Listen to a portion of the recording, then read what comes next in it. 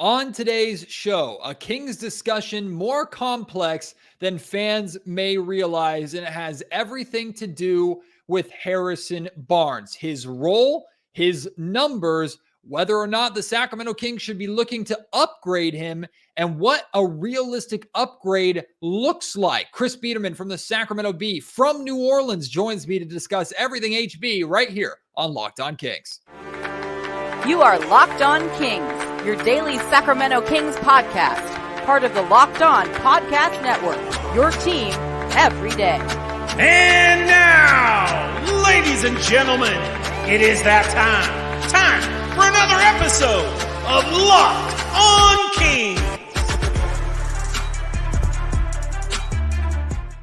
Hello and welcome into Locked On Kings, your podcast hub for Sacramento Kings coverage all season long. My name is Matt George. I have the privilege of being your host here. I'm a Sacramento sports anchor and reporter for ABC 10 News. And for such a straightforward player, Harrison Barnes is extremely well liked in the league, extremely well respected. He's amazing in the Sacramento community. He is a awesome part of Sacramento's locker room.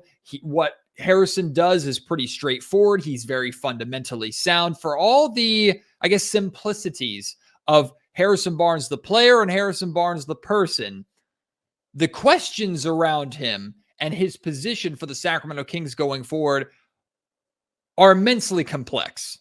And my discussion with Chris Biderman from the Sacramento Bee today is going to lay out some of those complexities. It's not just how Harrison fits with the Kings and the role, the very unique role that he has to play as the fifth option on a roster loaded with offensive weapons. It's if the Kings were looking to upgrade Harrison, if they're looking to trade him and find a player to fill that position, it's not just as easy as going out and saying, go get me a star, plug him into that spot, and the Sacramento Kings are suddenly better, because the way the Kings play so heavily requires someone like Harrison to fill that floor spacing kind of role. Sure, Harrison could be better in his shot making. Sure, Harrison could be better with his rebounding. Sure, Harrison could be better as a defender. But there's only one basketball and so many shots to go around. And Harrison has accepted his spot in Sacramento's rotation. He's accepted his role as someone who is largely responsible for maintaining that spacing and sacrificing his offense, sacrificing his shot attempts and his opportunity to shine in order to open up opportunities for the rest of the team. Finding someone who's willing to fill that role and do that more effectively than Harrison does, that might be a more difficult task for Monte McNair and this Kings front office than we realize. But it might need to be done nonetheless if the Sacramento Kings truly want to contend for a championship. Chris Biderman from the Sacramento Bee joins me from New Orleans to discuss this. Plus, we'll hear a little bit of his thoughts on last night's tough loss at the hands of the New Orleans Pelicans right here on Locked On Kings. From New Orleans, Chris Biderman joins me here on the Locked On Kings podcast. And Chris, we're not going to do any more than a couple seconds discussion on last night's game, if we could call it a game. It was a landslide defeat for the Sacramento Kings. Third game in 4 nights, second night of a back-to-back. So we can already look past that and accept it for what it was. Really, we're more interested in the injuries and the updates and status of guys like Keegan Murray and Chris Duarte and things like that after last night more than the final score. We're going to discuss a lot of Harrison Barnes today. But before we get into HB, you were there on the ground in New Orleans last night. You'll be there for the rematch on Wednesday. The last time the Kings took on a team on the road in back-to-back games, it was getting obliterated twice in Houston. So hopefully they can learn from that. But really quickly, I guess, what were your takeaways, if at all, of seeing in person what happened last night? Yeah, I think it was just a situation where, like you mentioned, it was the second night of a back-to-back, their first back-to-back of the season. And they, I think once it was clear Keegan Murray wasn't coming back into the game, or even when he didn't even return from the locker room at halftime, there wasn't a whole lot of urgency, and the Kings didn't really seem too intent on putting a lot of energy into that game. They had just won 6 in a row. They had a big win the night before in Dallas, who was coming off a back-to-back in their own right. But for me now, it's still early on in the season. The Kings have played 13 games, and last year, one of the key reasons why they had such a successful season was they had pretty good injury luck. All things aside, I know Keegan Murray had a thumb issue. Domantas Sabonis obviously had a thumb issue, but for the most part, they didn't really have prolonged absences from any of their key players. And now 13 games into the season, you have De'Aaron Fox having missed 5 with the ankle. We don't know what Keegan Murray's status is with his lower back injury. You have Chris Duarte with a hand injury. You had Kevin Huerter coming back from a 1-game absence with a hand injury, hand/finger injury. And so, the Kings are now being tested in ways this year that they weren't last year. So this year, in my mind, was always going to be more challenging than last year. I was very much in agreement with Mike Brown last year when he said going from bad to good is a lot easier than going from good to great.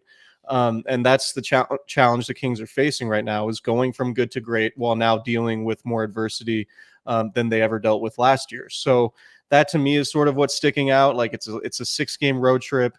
It's a long one, obviously. The Pelicans are a tough matchup in the sense that they just have 2 guys in Zion Williamson and Brandon Ingram who are just really difficult matchups for them. And defensively, that's always, the defense is always going to be the issue with the Kings until, and we'll talk about it, but until they really, I think they have to change personnel, frankly, to really improve drastically as a defensive team. I think they have a ceiling that maybe they hit in the playoffs last year when it came to the way they defend, right? But I just don't know that they're going to get a whole lot better defensively with their current personnel.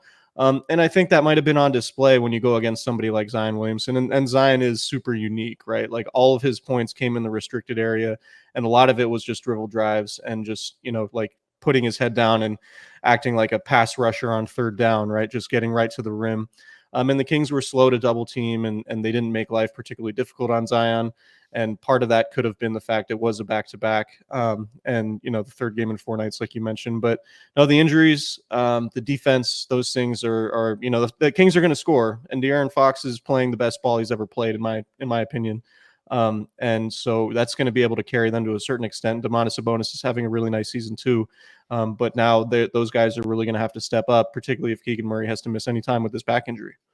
I don't know if the podcaster's curse is a thing. I certainly hope not for what I'm about to say, but the injury bug is biting Sacramento right now. And yet there's Harrison Barnes, steady as ever. Man, just does not get hurt. He played all 82 plus all 7 of last season, has shown no signs of slowing down here so far this season. He's just Mr. Consistent. 40 is out there, and he's going to work, and he's going to stay healthy. And I give him a ton of credit for how he's able to take care of himself and stay relatively healthy throughout the course of his career. But Chris, we got to really break down, and what I wanted to do with you is really break down HB's role with Sacramento, how his role could impact his numbers, what the ideal numbers should be for someone in HB's position. And then we're going to also talk about if the Kings need to seriously consider upgrades at that position at the trade deadline, depending upon what kind of expectations they have, I guess, for this postseason. But let's talk about HB first and foremost with kind of the role that he plays. And I'm recognizing that naturally he's being a lot more passive and has to be a lot more passive. There's only one ball to go around, and so many other guys on this roster need the ball in their hands and are capable of putting up shots. You just look at the starting lineup. He's number 5 in the starting lineup. Absolutely. When Malik Monk comes into the game, he's behind Malik Monk. There's a handful of guys that just naturally Harrison is going to take the role of kind of standing in the corner or working his way on the wing just to keep spacing. And his job is essentially to keep his defender with him to open up as much room as possible for the other guys to work in and around the rim and in the paint in the high post. So naturally, because of that passive role that Barnes plays, he's not going to get as many opportunities to put up the numbers that maybe you would expect out of a starting caliber small forward. That being said, that doesn't make up for that. That's not an excuse to completely disappear like HB has at time in games. We'll talk about the disappearing acts in a second, Chris, but with HB's role specifically, what do you think, or what would you say is like a ideal stat line? If you were just to no context, open up the box score on a nightly basis, knowing how the Kings play basketball, what do you want to see from Harrison Barnes? Yeah, I mean, you obviously want the rebounding to be there, and I think you want the scoring to be there more consistently. I think one thing that's interesting this season about the Kings is their use of Keegan Murray, and I think how it directly correlates with what Harrison Barnes is doing offensively, right? The Kings last year made things a little bit easier on Keegan by essentially asking him to be a spot up shooter more so than a ball handler and somebody who's really participating in the dribble handoff game with Domantas Sabonis and the pick and rolls and all of that. Well, that's changed this year. They're putting more on his plate, both offensively and defensively. But offensively, Keegan is doing more dribble handoffs. He is doing more ball handling. He's doing more decision making and playmaking rather than standing on the perimeter and just being a perimeter shooter. And obviously, he was really good at that.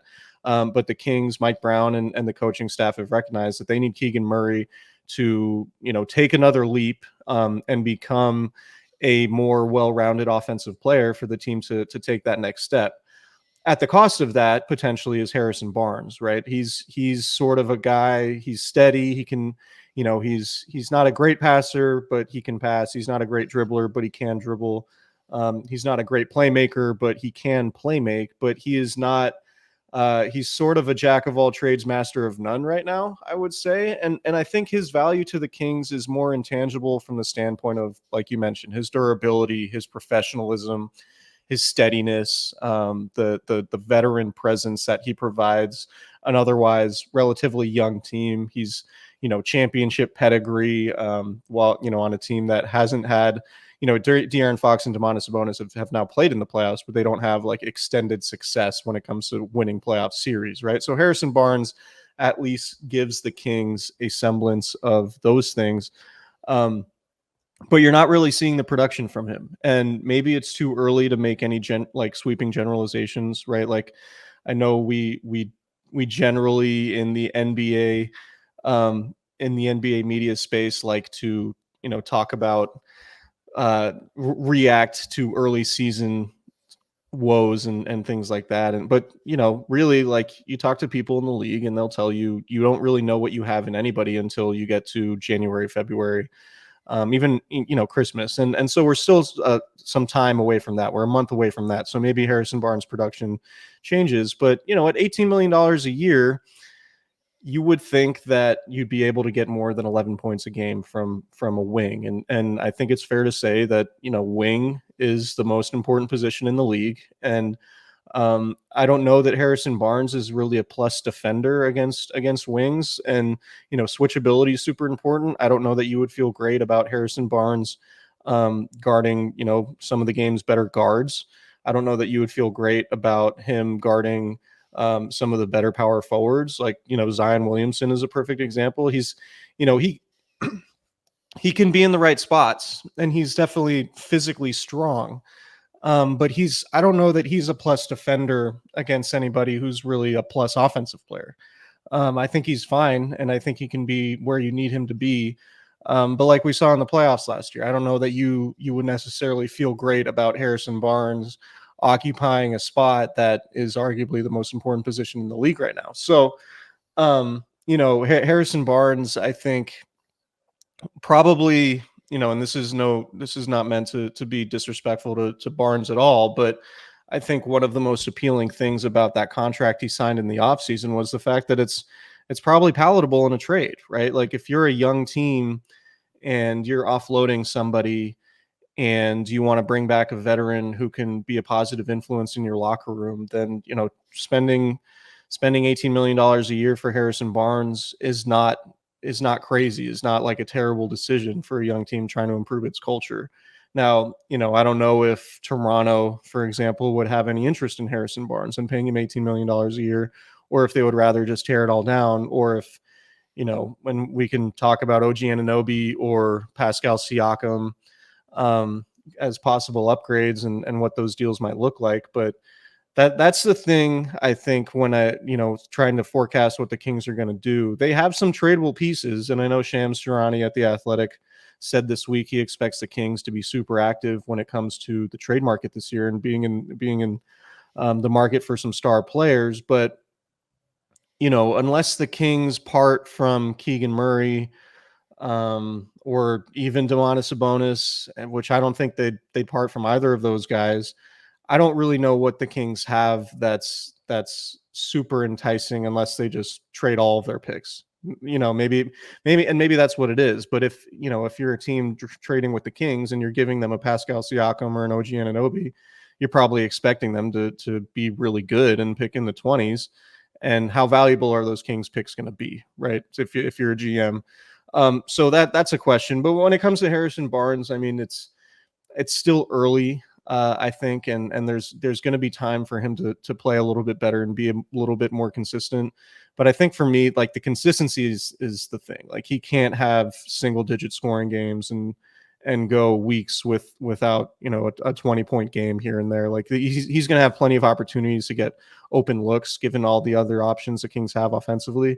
And the Kings really need him to take advantage and not go into those modes where he sort of disappears from time to time. Our partners at eBay Motors have teamed up with Locked On Fantasy Basketball host Josh Lloyd to bring you some of the best fantasy picks each week, all season long. Whether you're preparing for a daily draft or scouting the waiver wire every week, they're going to provide you with players that are guaranteed fits on your roster. So let's see who Josh has picked for us this week on the eBay Guaranteed Fit Fantasy Picks of the Week. Here are the 5 names for you: Bilal Coulibaly, Skylar Mays, Jacob Gilyard, Kyle Lowry, and Keontae George. Now, I like Keontae George simply because we share a last name, but I want to talk about Skylar Mays a little bit. This is a player that came out of nowhere. The Kings have had a long history of allowing players that you didn't know too much about to go off against you, but Skylar Mays has done a really, really good job of identifying his role. And suddenly he's one of those players that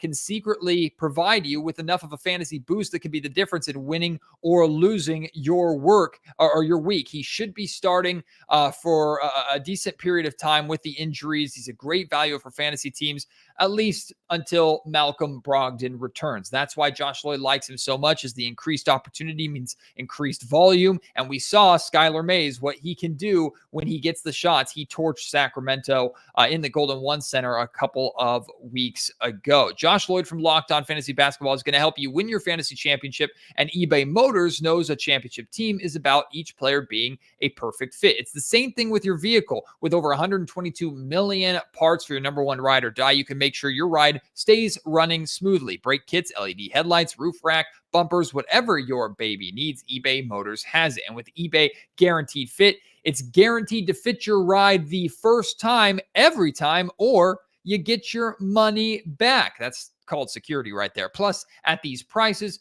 you're burning rubber, not burning cash. Keep your ride or die alive at ebaymotors.com. eBay Guaranteed Fit only available to U.S. customers. Eligible items only. Exclusions apply.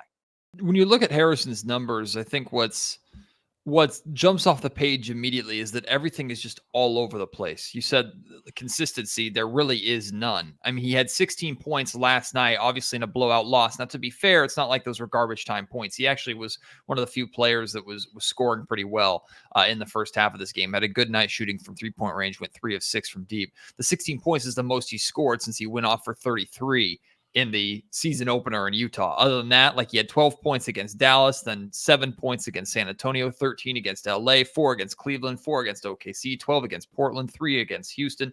Like, it's just up and down and up and down and up and down.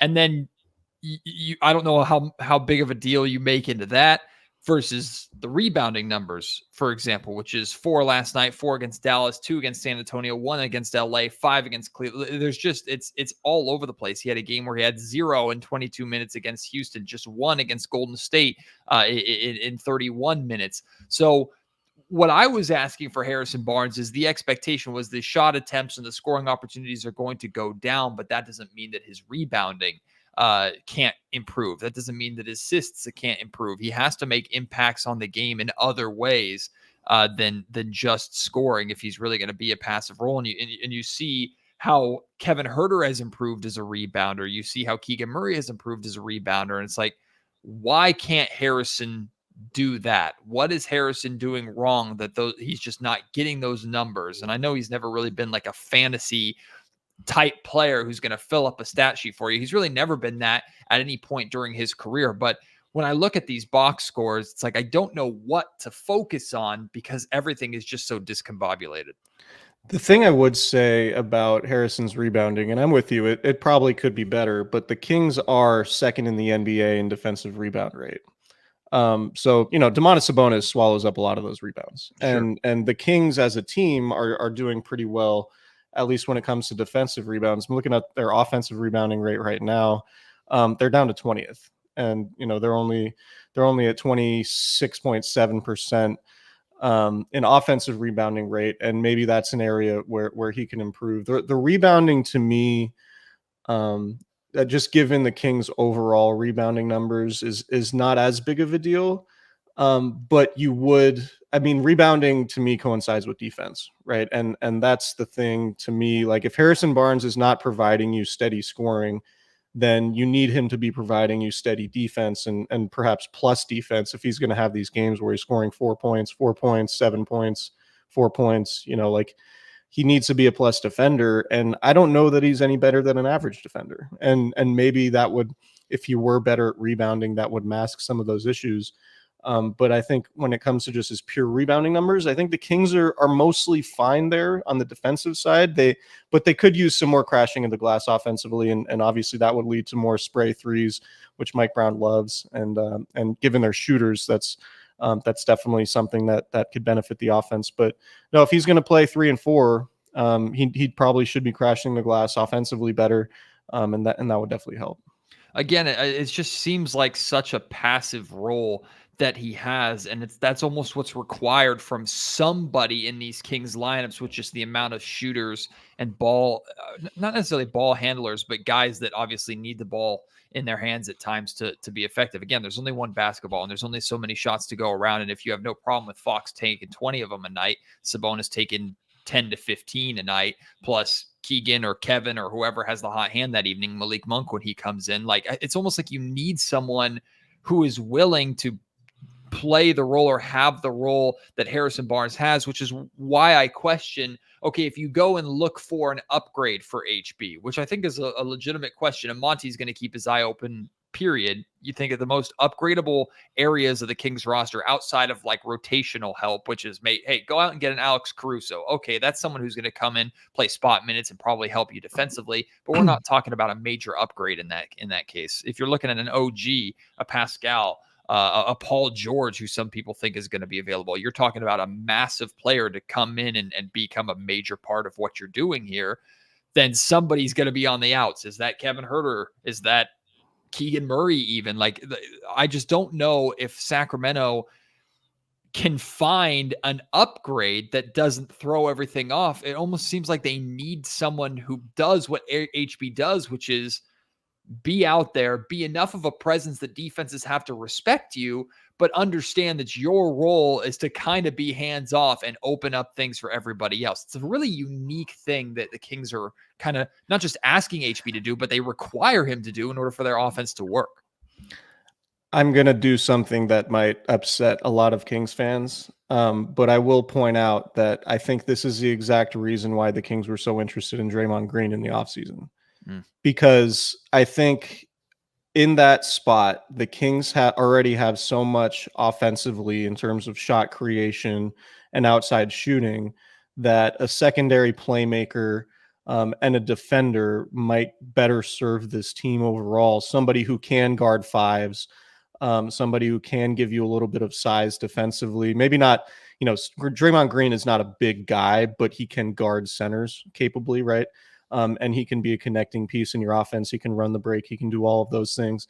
I think when it comes to potentially the trade market and looking at Harrison Barnes, that might be why OG Anunoby, I think, makes more sense to me than Pascal Siakam, because Anunoby's not somebody who you're going to necessarily run your offense through and utilize really as a scoring threat. I think he would be a better slasher and provide maybe more of a vertical lob threat and somebody who can work well off Domantas Sabonis in that way. And defensively, I mean, he's a NBA all defensive team type talent, and he can probably guard 1 through 5. And so if you're getting scoring from De'Aaron Fox and Domantas Sabonis and Keegan Murray, and then you have a guy playing the 4 who can capably switch on to guards and can also guard bigs. And, if you get matched up with the Pelicans in a playoff series, you'd feel a lot better with OG Anunoby guarding Zion Williamson or even Brandon Ingram than you would with anybody currently on the roster. So to me, like when you're talking about replacing Harrison Barnes with somebody on the trade market, I do think it's somebody who's more of a plus defender, more of maybe a secondary playmaker on offense and an overall connector, a slasher, than another like perimeter guy who can knock down threes. I think obviously more threes would help, but when you look at the way the Kings are going to get defended in the playoffs, I would imagine teams are going to sag off Domantas Sabonis. They're going to play the gaps. They're going to try to prevent cutters from getting into the lane and force Sabonis to consider taking those 18-foot jump shots, which the Warriors did, and it was a big reason why they won that series. So, but on the other side, like Sabonis is constantly, when it's a team like the Warriors or another team with any elite guard play, they're going to attack Sabonis and pick and rolls relentlessly. And at least if you had somebody like OG Anunoby, you could fortify your defense a lot and mask some of Domantas Sabonis's defensive shortcomings in a way that you simply can't with the way the roster is constructed right now. So would Toronto be interested in a package that included Kevin Huerter and Colby Jones and Davion Mitchell and draft picks? Like, does that, are you, if you're Masai Ujiri, are you looking at that deal and saying, actually, I'm just getting like 4 or 5 nickels for my quarter here, right? Like, I don't know. Like, I just wonder if the Kings have an enticing trade package that they could send to a team like Toronto for somebody like OG Anunoby that doesn't include Keegan Murray or even Domantas Sabonis.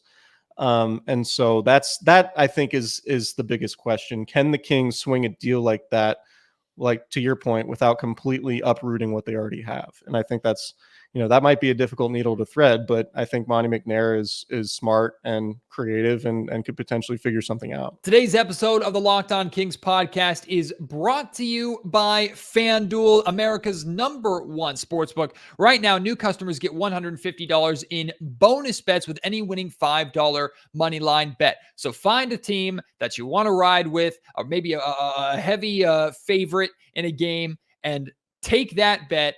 Because if you win, you're getting $150 in bonus bets if that team does win. If you're thinking about joining FanDuel, there's no better time to get in on the action because of deals like that. You can use that $150 worth of bonus bets to bet on spreads, player props, over-unders, and more. Hey, maybe even use it to bet on De'Aaron Fox to win the MVP. On FanDuel right now, he is plus 5,000 to win the MVP award. That is behind guys like Anthony Davis, Tyrese Halliburton, Donovan Mitchell, Anthony Edwards, and of course, Kevin Durant, Shai Gilgeous-Alexander, Steph Curry, Giannis, and more. But plus 5,000 for De'Aaron Fox.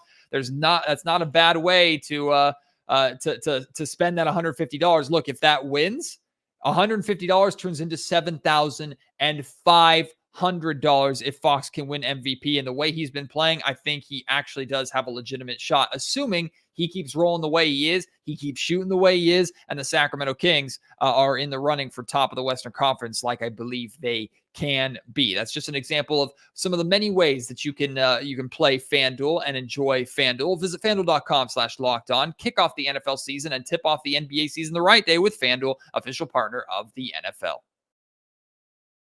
Harrison's deal with Sacramento is a 3-year deal. Obviously, he's in year 1. My gut feeling, Chris, is the likelihood of him seeing out the entire contract here in Sacramento is pretty low. Like I had that feeling the day that the Kings signed him. Even if I was a fan of the Kings bringing him back. I like HB. I think HB provides a lot for Sacramento. I think he's well-liked and well-respected here in the locker room, but ultimately the Kings are trying to get from good to great, and being well-liked is fine, but the results on the floor are ultimately what matters. And everybody, I think it's pretty general consensus that if Sacramento is going to make an upgrade, if Sacramento is going to look to make that big swing, it's moving HB or Kevin Huerter, but more than likely, in my opinion, HB at this point in time. If you were to put a percentage on it, or I don't even know, or just, I guess, discuss the likelihood of Harrison seeing that contract through, how likely in your mind is it, number one? And number two is, like, what has to happen for HB, for the Kings to have HB in Sacramento throughout that entire time? Like, he has to be providing something significant if Sacramento is going to have him here for 3 years, because assuming they're going to be contenders over those 3 years. Yeah, I mean, if they don't move him at the trade deadline, and I would say that's, I mean, at this point, I would just be guessing, but I would say that's a coin flip, whether or not they move him at the trade deadline this year. For him to stick around with Sacramento beyond this year, if he still is on the team, I think he needs to play well in the playoffs. He needs to do things like hit that 3-pointer at the end of Game 4 against Golden State, right? He needs to do things like be a plus defender, not be passive, not be sort of this in and out guy when it comes to his offensive production in key moments. I think he needs to be additive instead of just somebody who's just sort of there while Domantas Sabonis and De'Aaron Fox and Keegan Murray and Malik Monk are doing a lot of the heavy lifting offensively. And if he's not playing great offensively, then he needs to be a plus defender. And I don't know that at this point in his career he really isn't. You notice he's wearing that little knee brace, that little thing on his knee. He's played in, I think, 153 straight games. His current games played streak is the third longest in the league. I do think that means something to him. And I do wonder if, maybe he could benefit from taking some time off. And if there is a knee issue there, that he could, benefit from resting that up and getting that closer to 100%, then, rather than trying to extend this game's played streak. But again, that's just me speculating. I don't know the significance of whatever he may or may not be dealing with his knee. But again, like, if the Kings went to the playoffs with Harrison Barnes this year, and he basically repeated what happened in the first round of the Warriors series, then I don't know that there's a scenario where you can credibly bring him back and say, yeah, we're going to take the next step from Western, like, good playoff Western Conference team to a team that is gonna push the Denver Nuggets for the Western Conference Finals, or to get to the Western Conference Finals, or even to get to the NBA Finals. Like, I think De'Aaron Fox, we haven't talked about him. Like, if his 3-point shooting is real, he's a first team all NBA type guy. Like, if he's going to hit 40% of his threes and play with the effort that he's playing defensively, then he is legitimately, like, one of the best players in the NBA. I really believe that. I've been really impressed with the way he's played since coming back from the ankle injury, and even in the couple games before that. So I think De'Aaron Fox's ascension is lifting the ceiling on this Kings team, which puts a lot of pressure on the supporting cast. And when you look at weaknesses of the supporting cast, I think Harrison Barnes is probably the first guy you have to look at, because, with whatever shortcomings Kevin Huerter has defensively, at least he can offset it with his scoring, with his shooting, right? And with his playmaking and his ability to work with Domantas Sabonis in the triple handoff game. Harrison Barnes doesn't really give you that right now. So that to me is going to be, really important, because for the Kings to contend in the Western Conference, that seems a lot better than it was last year. They're going to have to get more from that Harrison Barnes spot. And I just don't see a way that he's with the Kings through the duration of this contract, unless he improves his play dramatically. And at, guys who are in their 30s, that's not really how this goes generally. We don't see a whole lot of 30-year-old guys get better, particularly with all the mileage that Harrison Barnes has. So I would say overall, I think it's unlikely that he sees the full 3 years of that contract. I'm not ruling it out entirely, but I think if you're the Kings and you're trying to take that next step and improve from a personnel perspective, I think that was one of the things with that deal. $18 million a year for Harrison Barnes at this point in his career is probably palatable in a trade. And that, to me, was one of the best parts about signing him to that deal, is it's not an immovable contract.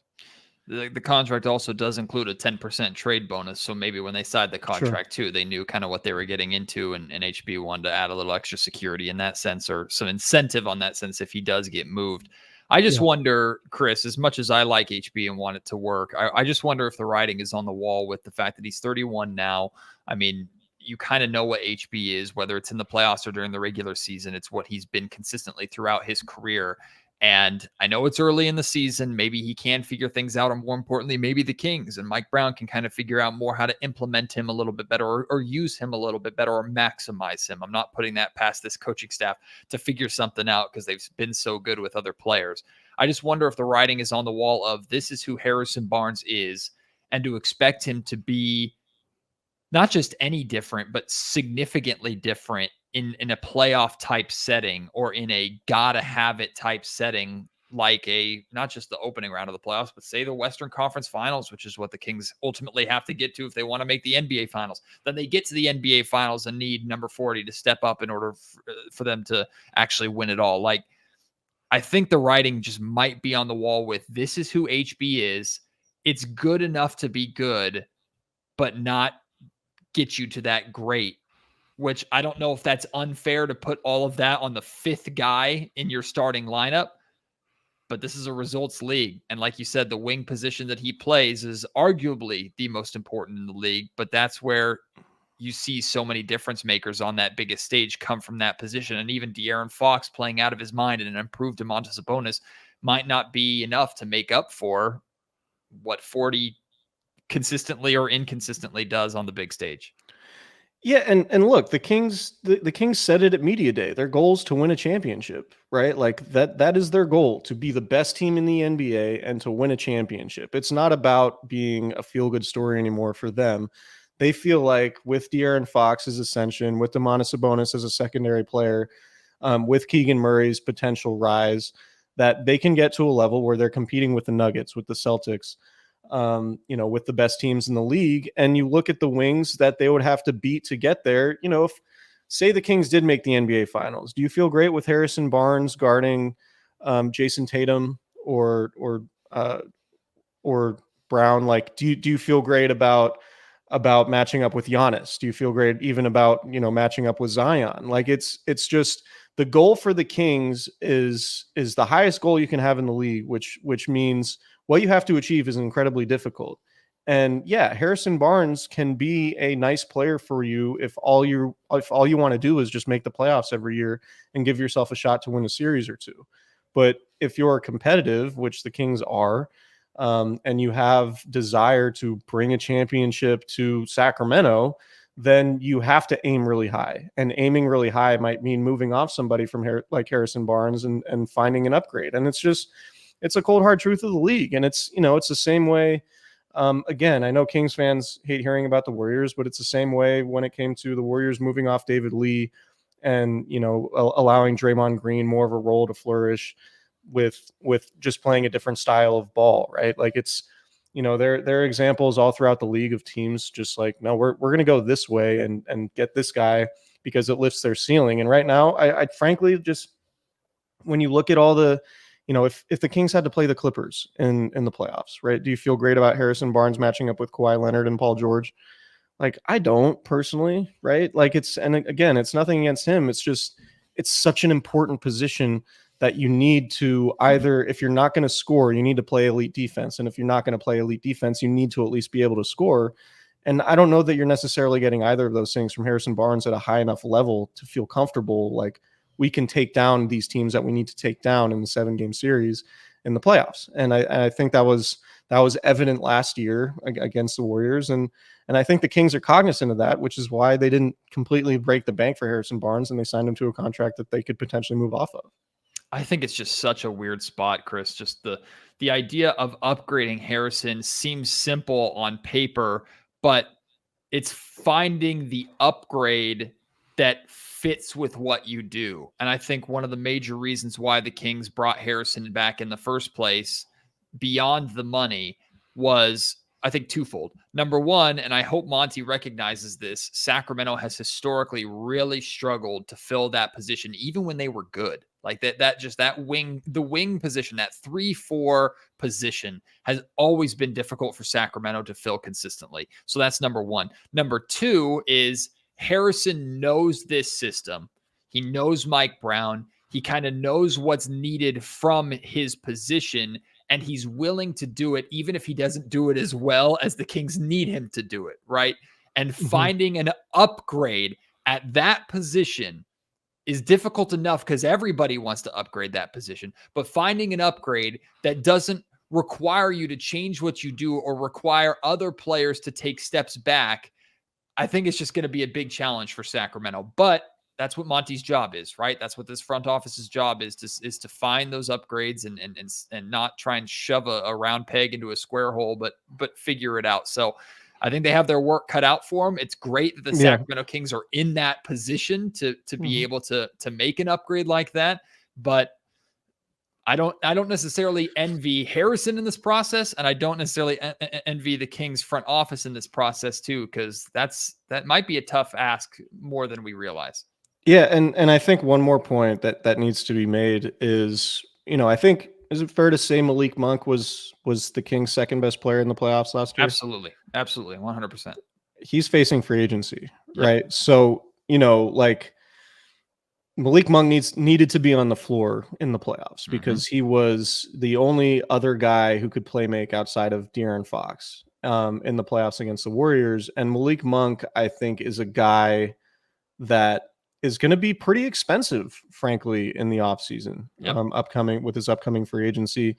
And if, like maybe in order to make it work financially, you have to move off Harrison Barnes too. Like maybe, the Malik Monk's free agency, I think, might be one of the most interesting pending questions facing the Kings going forward, because I think what he brings them is super, super valuable. Because they don't have a whole lot of secondary playmaking, particularly off the bench, right? Like Malik Monk is a huge part of their offense. And with the way the Kings are sort of trying to figure out their backup point guard position, and with how effective Malik Monk is in pick and roll and working with Domantas Sabonis, I think that, like he's bringing him back would be imperative, and he might be somebody who's going to get $20-25 million a year. Like, I don't think that would be crazy. And I think his free agency is going to be one of the most fascinating in all of the league, because he could either get cashed out by a bad team, or a contending team could say, hey, here's a little bit more money than maybe the Kings are willing to offer. Right. So if you're the Kings, I think you have to look hard. I think Malik Monk is just frankly way more valuable to the Kings than Harrison Barnes right now. So, if the decision comes down to opening up space, then I think Harrison Barnes' $18 million is probably what you need to move off of to make Malik Monk's money work if you're able to bring him back. So that's even aside from just upgrading the Harrison Barnes spot. You also have to factor in what the Kings might have to pay to bring back Malik Monk, who was, I think their second best player in the playoffs last year. That's why I think we also have to keep an eye on Kevin Huerter and his situation too, because number one, Kevin Huerter couldn't hit water if he fell out of a boat against the Warriors in the playoffs. And if he's a little bit better, Sacramento maybe wins that playoff series. And if he's playing in the playoffs the way he's playing right now, which is not just hitting threes, but also crashing the glass and engaged on defense, Sacramento might have something there. But if you go out and if you trade Harrison Barnes for an OG, if you trade Harrison Barnes for an improvement at that position, it's likely more expensive, which means you're not going to let that guy go to re-sign Malik Monk. So maybe it's Kevin Huerter now that we're asking questions about. This is a conversation, Chris, that's going to be ongoing over the course of this season, especially as the trade deadline gets closer and closer. This is going to heat up more and more, which means this is not the last time that we're going to discuss it. I appreciate you taking the time, my man. Of course. Enjoy New Orleans as much as you can. Hopefully Wednesday's game goes better, and then safe trip home, of course, and we'll rehash this later on in the season. Yeah, absolutely. Happy Thanksgiving to you and the family and all the listeners out there. And thanks again for having me on, man. Big thank you to Chris for joining me here on the Locked On Kings podcast. Now we want to hear from you. Like I said, Harrison Barnes' situation for the Kings may be a little more complex than we realize. What are you thinking about Harrison? Hold on to him? Do you look to move him? What do you want to see from Harrison statistically consistently in order for him to hold down that spot? Let's start the conversation. You can do so in the comment section down below. If you're watching on YouTube, of course, hop over to Twitter at Matt George Sack on Twitter, or X, I guess as it's called now, and you feel free to have the conversation there. And of course, if you just want to have a one-on-one conversation with me and discuss it with me, you can email me at any time, mattgeorgesports@gmail.com. Appreciate your support. Can't wait to have you join me on tomorrow's episode of Locked On Kings. We'll be doing a post-game podcast, hopefully after a better showing from Sacramento against the Pelicans. But of course, a lot of that depends on how healthy the Kings are. If we get any kind of updates or anything significant on Keegan Murray and his lower back, or Chris Duarte, or any of the guys that are banged up and dealing with injuries, I'll of course provide those for you. So keep an eye out for that as well. Appreciate your support. Can't wait to have you join me on the next episode. Until then, my name is Matt George. You have been listening to Locked On Kings, part of the Locked On Podcast Network.